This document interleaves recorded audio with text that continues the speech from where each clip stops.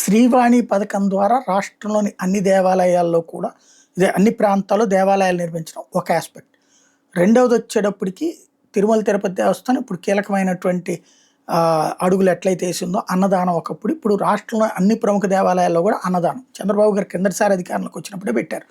చిన్న చిన్న ఆలయాలు అంటే మరీ పెద్దవి కాదు, అలాగని మరీ చిన్నవి కావు. లైక్ జొన్నవాడ లాంటి గుళ్ళ దగ్గర కూడా అన్నదాన కార్యక్రమాలు పెట్టారు. అవి మరింతగా విస్తృతం చేయాలని బాబు గారు మంచి ఆలోచన చేశారు. ఇంకొక పని చేయగలిగితే అంటే బాబుగా ఈ అన్నదానం అనేటటువంటిది స్టార్టింగ్ ఎన్టీఆర్ తిరుమలలో పెట్టింది.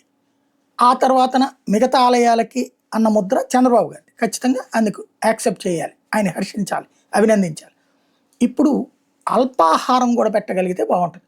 ఉదయం పూట సాయంత్రం పూట్ల 10 రూపాయలకో 20 రూపాయలకో టిఫిన్ ఏర్పాటు చేయించగలిగితే, ఎస్పెషల్లీ ప్రముఖ ఆలయాలు సింహాచలమా, శ్రీశైలమా, కనకదుర్గ గుడ ఇట్లాంటివి చేయగలిగితే బాగుంటుంది. మన ప్రభుత్వం నుంచి 10 పైసలు ఇవ్వక్కర్లేదు.